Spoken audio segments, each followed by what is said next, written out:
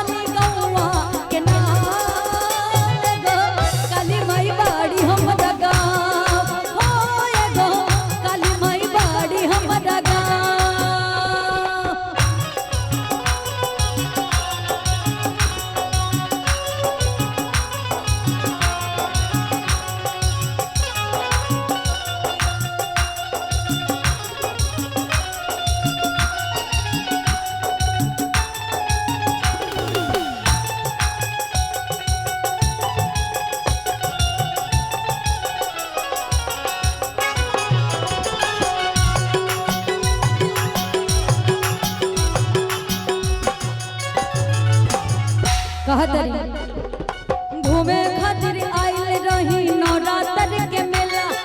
झूठल सबके साथ दादा हो गई अकेला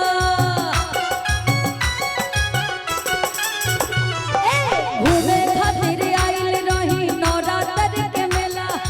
झूठल सबके साथ दादा हो गई अकेला कहिए से पानी हो मिले के आस में कहिए से पानी हो मिले के आस में भाग गए छोटे छोटे पाएगो काली माई बाड़ी हमरा गाँव होएगो काली माई बाड़ी हमरा गाँव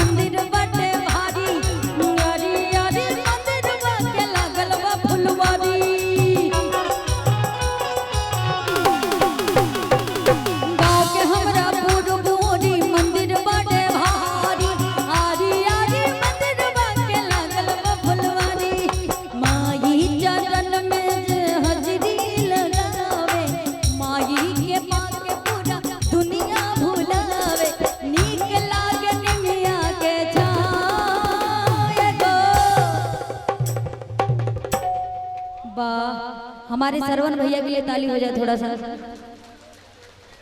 के माई चरण में जे अरे हाजी माई के पाए सब दुआ में बाकी लागे निया